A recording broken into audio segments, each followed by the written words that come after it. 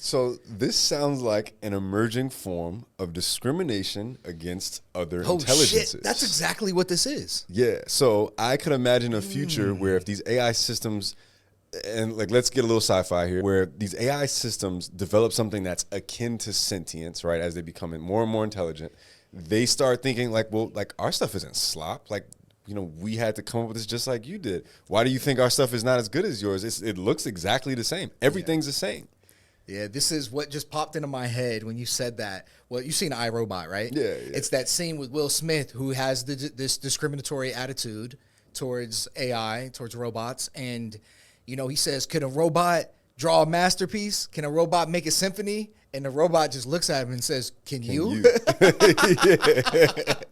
He's like, there was an AI podcast that I was listening to, actually. You listen to AI podcasts? There was a podcast about AI. Oh, it's about and AI. And the guy used AI in the podcast to recreate his voice. And I didn't realize it until I was like 3 minutes in.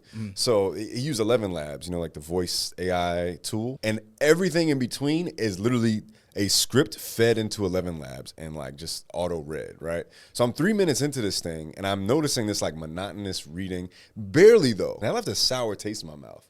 And I think this is my feeling on that specific use case. It was like, if this guy doesn't feel like it's worth his time to sit down and like record this thing that he's like thought through or researched or like wanted to share with the world, why is it worth my time to listen to his generated slop?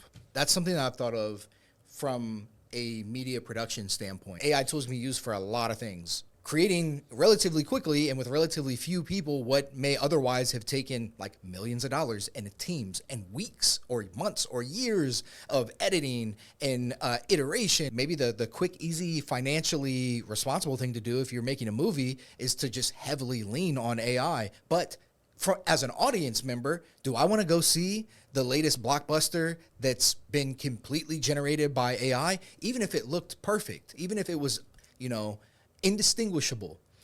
And the answer is no, I don't. I would not be happy that I spent my money on that one. If you later found out. Exactly, like exactly. And probably I would retroactively come up with all the ways that it sucked. Right. Yeah, like all the garbage that was in it. And there's something about the humanity being stripped that it's like gross or it's unsettling.